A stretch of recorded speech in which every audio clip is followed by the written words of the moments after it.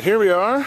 It's March 24th, last Saturday in March 2012. Had a week of rain. I just took the row cover off of this bed. This lower end here has arugula.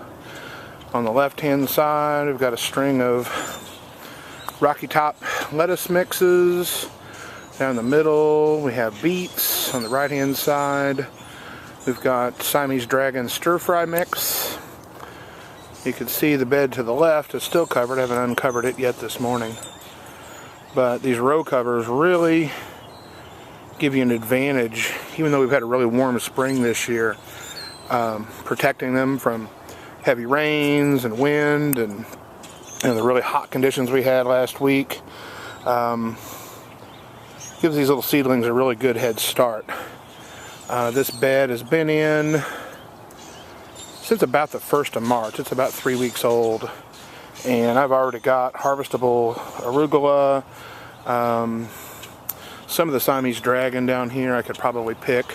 We'll let it get a little bigger, but just a really good advantage. I've started using these hoop loops, which are just little stainless steel brackets basically, and I tie some line between them that really gives support. You see this bed over here, makes a really nice tent. These things sustain, they sustain some 40-mile-an-hour winds that we had no problems at all. I weigh them down on the edges with T-stakes. You can use wood. Some people staple them, but I like to be able to take them off and get in the beds and weed or just peek at things. There's another bed there that's covered. Both these beds pretty much have just a general mix of spring vegetables and cool season crops. Lots of beets. These beds, once I harvest this, or actually before I finish harvesting it, I'll plant beans in these, bush beans. You can see there's gaps in between my rows, and those are the gaps that I'll plant the bean seeds in, bush beans. So I'll get 2 harvests out of this.